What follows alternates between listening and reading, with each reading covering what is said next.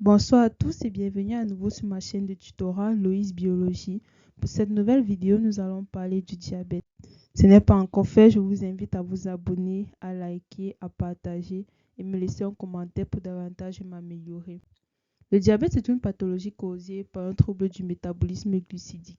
Pour mieux comprendre cela, faisons un retour physiologique. Le pancréas est un organe vital du corps responsable du contrôle du taux de glucose sanguin appelé la glycémie.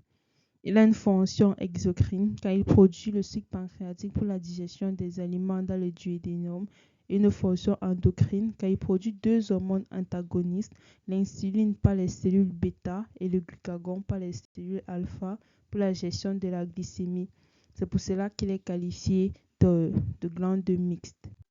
Le glucagon est une hormone hyperglycémiante car elle permet d'augmenter le taux de glycémie. Lorsqu'une personne est à jeûne ou lors de l'activité physique, lorsqu'il y a baisse de la glycémie, le glucagon est produit par le pancréas pour augmenter la glycémie. Pour qu'elle puisse retenir sa valeur normale, c'est l'homéostasie.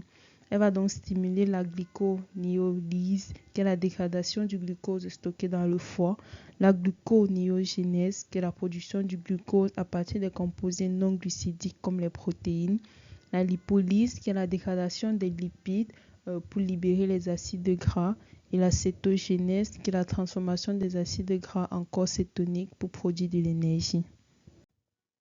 L'insuline, en revanche, est une hormone hypoglycémiante qui va permettre d'abaisser le taux de glucose sanguin. C'est la clé qui va permettre au glucose d'entrer dans les cellules comme les muscles et les tissus adipeux.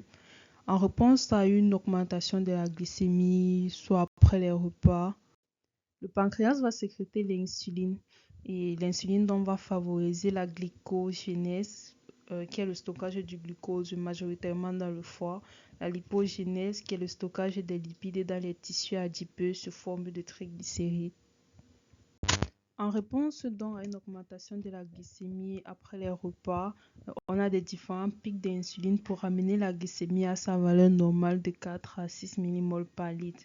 Il est également important de savoir que les hormones telles que le cortisol, l'hormone de croissance et l'épinéphrine sont également des hormones hyperglycémiantes dont elles permettent d'augmenter la glycémie.